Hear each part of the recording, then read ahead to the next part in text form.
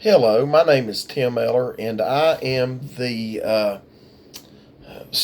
a student at Columbia Southern University, and I am going over our mock strategic plan for Swannanoa Fire Department.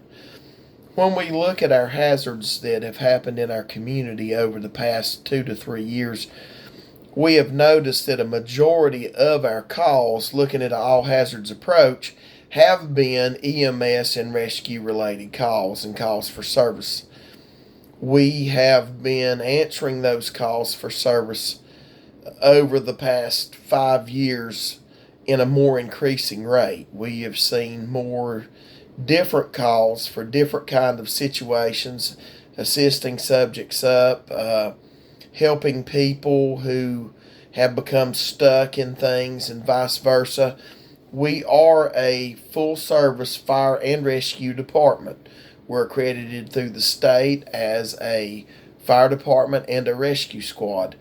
We have a heavy rescue truck that we utilize for dive rescue, swift water, and we also have the capabilities of doing confined space and trench, along with structural collapse, with assistance from mutual aid from our neighboring departments like the North Carolina Task Force 2 in Buncombe County, the task force at the Asheville Fire and Rescue, and the personnel at Inca and Candler that are capable of providing support and assistance when it comes to trench and structural collapse.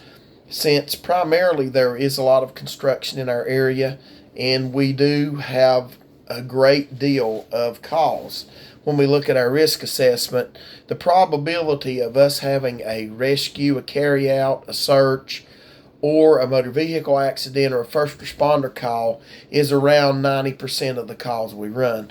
We do still run structure fires and we run mutual aid to structure fires. However, we are looking at ways to be more cognizant of how we provide these services, and that we provide these services with excellence. One of the things we're looking at is replacement of vehicles that need to be replaced. Our squad has been in service for around 25 years, and according to the NFPA standard at that point in time, there is a need to replace that vehicle. And currently, we're looking at ways to replace that squad with a squad that would be better suited to meet our needs and to help us modernize what we do for the times and the call volume we have. We're looking at several options, and at this point, we're in the planning phase.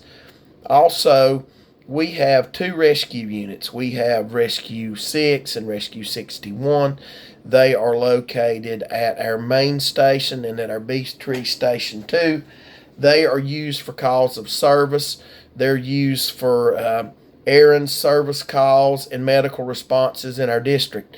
They take a heavy brunt of what we do on a daily basis, primarily being good stewards of the funds that we have and the funds we get from the county and from donations from citizens. We try to utilize those smaller vehicles when we're out and about, thus saving wear and tear on our fire engines and our tankers and our other heavier apparatus. We also look at the savings in fuel economy. By replacing these vehicles, we plan to cut the maintenance costs that we have in keeping these vehicles on the road, and also the added expense of the fuel savings by getting newer vehicles and flex fuel vehicles. Also, we're transitioning from a Ford Expedition into a Ford F-150 or Dodge 1500 or Chevrolet 1500 half-ton truck, so that we can do more with these vehicles than what we've been able to do with the Expeditions. It's going to provide us a little bit better way to tow things and a little bit better of an all-around usefulness that we didn't have with the Expeditions.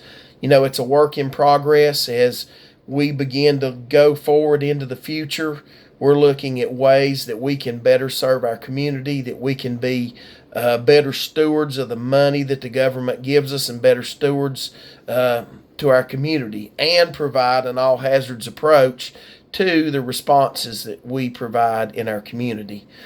And as we continue to endeavor to be our best, we try to always be justified in what we do, right in what we do, and be kind. And we work on that in our mission statement and our vision. We try our best to meet those needs of the individuals in our community and provide a high professional level of service to the individuals we serve on a daily basis and to the people that we work with. That is our primary driving motivation and goal for all we do, and that's for our hazard operation plan. And also, I would like to take a moment. This is our Memorial Day's commemorative T-shirt that we recognize the veterans in our community this Memorial Day. If you have any questions about the Swannanoa Fire Department, feel free to reach out to me at 828-443-2050 or Timothy Eller 028 @gmail.com. And thank you very much.